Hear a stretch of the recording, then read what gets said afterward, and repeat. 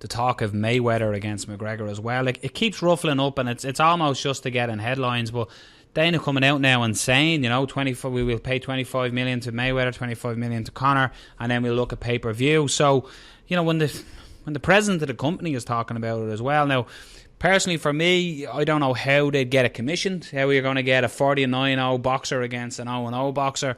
But what would your thoughts on that be? And it's almost a similar argument, isn't it? If you put Mayweather in the octagon with Conor, you can see what happened with Tony happening, but put McGregor into the boxing ring with Mayweather. What's your thoughts on that?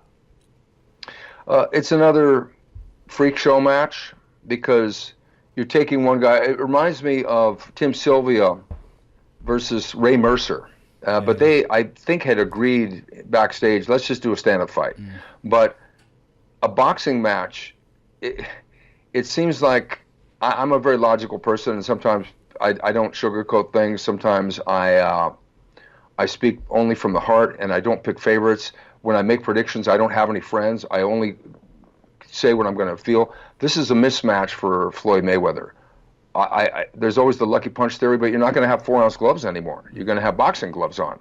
And you're facing arguably the best technical boxer who's ever been in the history, along with Sugar Ray Robinson, maybe, in history.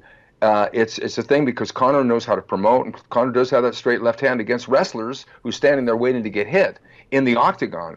But to me, Dana White offering Floyd Mayweather $25 million, so he's basically saying, Floyd, could you take a pay cut, basically? Because Floyd Mayweather made, $200 million in his last fight? So he's offering him such, and Floyd just, he had his reaction. I'm not going to quote him exactly, but he called Dana White a comedian, which, they know how to play the game. If this fight happens, it'll be a huge fight.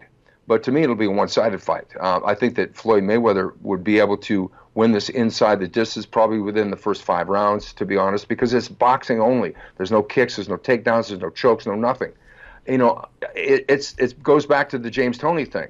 When James Toney crawled into the octagon, he at least had the guts to back up the talk, because all those boxers said, oh, no, those guys can't punch. We can beat them, blah, blah, blah, blah. If I get in there with 4-ounce gloves, one punch, I'll touch these guys.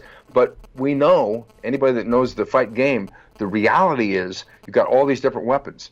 In the K1 era of day, where K1 was taking these championship boxing, Francois Botha, who fought Mike Tyson, and all these, a lot of people were coming in and facing kickboxers. All you do is add the low kick.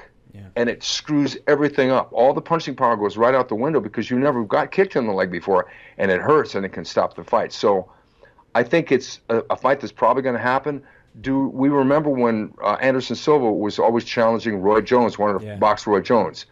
I felt the same way. Even Roy Jones, past his prime, was going to win that fight for sure. And Anderson, it's not about friends or anything, because I know Anderson. I've actually worked with Roy Jones before, but it's not about me picking because this guy's my friend or whatever. I just try and pick things logically. You can't take someone who has no history of high-level boxing and throw them in there and expect them to beat one of the greatest fighters of all time, either Roy Jones or Floyd Mayweather. Yeah, I completely agree. Like, it's weird that you have the conversation of boxing or MMA fighters going into boxing when you don't really have, a footballer going into basketball. Sure, they both use a ball and they have similar things, but it's a completely different sport. But on the Dana White offer, do you think that was even a genuine offer or what? Because it definitely is a lot less than what Floyd Mayweather would make in a boxing fight. So do you think that he was genuinely, offering that fight, or it's just to say to Conor, oh, here, we're offering Mayweather the fight. If he doesn't want to take it, we can't make the fight. I'm sorry. Dana is a shrewd veteran of the fight game, of negotiating, of tactics, of public tactics and private tactics. He knows what he's doing. In any negotiation, and I've done some negotiation myself in my career with major corporations and businesses, you never go in with your final offer. You never do that. You go in with an opening bid. What do they say in Scarface? This is business talk. You go high, I go low. I know the game, right? Yeah. And that's what Dana is doing. He's not going to go in and say, oh, we'll pay you the same that you made in the Manny Pacquiao fight. That would be ridiculous. Of course not. He's not going to do that. He's not stupid. But people think, well, that don't understand anything about negotiating, don't really realize. Here's the thing. A fight like this will sell a lot of tickets because most people as the Mayweathers so gently say, don't know shit about boxing. And they're going to find out that just because you got a good straight left hand against a lot of jiu-jitsu guys and wrestlers and mixed martial art guys in the octagon doesn't mean you're going to go in the rules of boxing under the Marquess of Queensberry rules and be able to master the man. So to me, it is a colossal mismatch. It will happen, and it'll sell a lot of tickets, and then they'll move on to the next thing.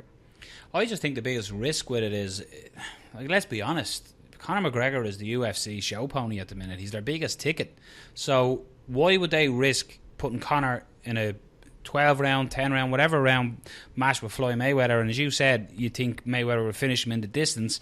That's going to make McGregor and the UFC look weaker and lesser than boxing. So for me, I don't see the angle where Dana White, I think it's almost, like, my opinion of it was Dana was saying that to be sort of saying, look, we'll offer the fight, here's the fight, but he started going, well, don't take it, you know what I mean? I know you won't take it if I offer you that. So for me, I think it's a high-risk strategy by the UFC offering it, because if Mayweather was to get in and light McGregor up, it's going to make the UFC look lesser, if you know what I mean. It will, and there's a couple different ways to look at this. Let's go back in history to a more obscure version of what's happening right now. There was a long, protracted sitting out period for Nick Diaz. Yeah. And they wanted him to come back because Nick knew how to sell a fight, and Nick was a very tough guy, and he had some big wins in the past. But Nick said, well, you know what? I'm going to go box. I'm going to box Jeff Lacey at middleweight. And everybody was thinking, well, I don't know, man. Jeff Lacey can hit pretty hard. And it looked like it was going to happen, and then it didn't happen, and it was used as a tactic by Nick Diaz to get a better price. Conor McGregor's smart. One of the smartest minds that I've ever seen in the game. I mean, his mind is up there. His mind is up there with an Ali, in my opinion. He's a really, really shrewd guy, and he knows how to play the game. Fighters are learning. The promoters will say, "Hey, bro. Hey, mate. Hey, that." But the promoter's not necessarily your friend to a fighter. He'll pay you, but when you get into the negotiation, it's not a war, but it's business. And so what you're getting here is a huge risk for the UFC, as you say, because I don't see how Conor could beat Floyd Mayweather with boxing gloves on in a boxing match. I just don't see that happening. So the risk is huge for the UFC. It's true. But if they get into this big smack-talking contest, now Conor, to me, is doing a service for fighters by a lot of the things he's doing, because much like Ali did when boxing was kind of floundering before Ali became a big star back in the 60s when he was Cassius Clay and then he became Muhammad Ali, he did a big service. A lot of the other fighters hated him because he's really trash-talking, I'm the greatest, me, I, whatever. But he's doing a service because now people, all of a sudden back in the 60s and 70s, wanted to pay money to see boxers box.